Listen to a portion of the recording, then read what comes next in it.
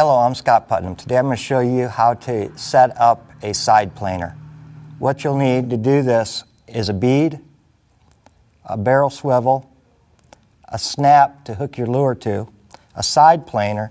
Side planers are available at any tackle shop, and a plug. So I'll start out by feeding the side planer. What we'll do is run the line through this hole. Then it goes down through this opening and back through this. So once again, that's through this opening, down through that hole, and it continues on, slides out this opening here. Next, I'll put on a bead. And the bead is to protect the line when the side planer comes down. It prevents the side planer from fraying this line.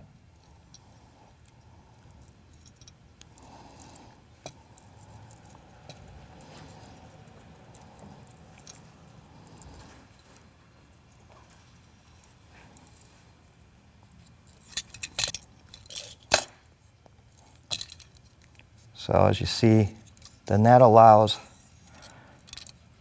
that side planer to go down, and it protects that knot.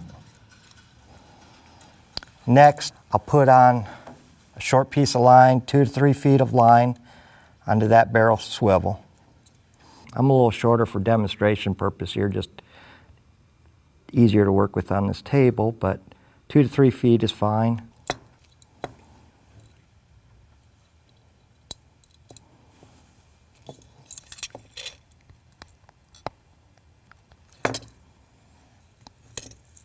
And from there, I just go to my snap. Of course, always remember to wet your knots. That keeps them lubricated and it prevents heat from weakening the connection point. So what I've got the line going through the side planer, down to the bead, which is connected to a barrel swivel. Again, this is to protect this knot. So when this slides down, it protects that. From there, I get a short length of line down to the snap, which then is connected to a lure. To set up the side planer, what I'm going to do is I'm going to use this arm. As you see, there's one way to use it. The way a side planer works, as you can see, is it has this upturned bill, and as that works in the water, that's what keeps it afloat. And so what we want to do is, if the current is from my left to my right, we want this to face up current, but we want it to take this lure and pull it out. We want it to pull it away from us. Same concept is if the current is coming from right to left, again, we want to face up. You notice there's 2 ramps here.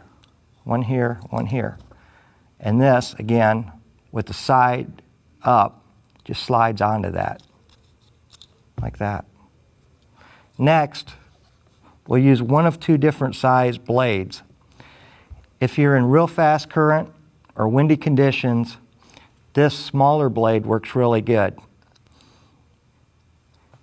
If you're in typical, what I would call normal steelhead water, good water, it's a little slower water, not a lot of wind out there to flip this over, I use this larger one. And that just slides it on like that. And that is a side planer setup. So what'll happen then is this will grab the water, the current, and it will pull out. Now to load this, the way this works is, this is an easy way to take this plug out, but you want this to get down on the bottom where the fish are. So depending on the depth of the water, we may want to get this down, say 9-10 feet. To do that, we've got to let a lot of line out to allow this to get to that 9-10 foot mark. So what I'll do is I'll let line out. So, I'll strip line out. Once I get it to where I want, I use this quick release arm right here. And there's snaps on either side depending on which side you're using. But again, this comes to you. So you lock that in. It's locked in there. Then you take this line and you wrap it around this bill, generally 4 times. 1, 2, 3, 4. Then with tension on it, you put this in the water, allow the current to grab it, and it'll pull it away. What happens when a fish bites, you don't want to fight this big lure, this big side planer. You want that out of your way. You want to feel the fish. So what happens is a fish, normal fishing conditions and situation, this would be in the water like this. You'd have tension on this line. This would be pulled down by your lure. When a fish tugs on this, it releases this quick release arm.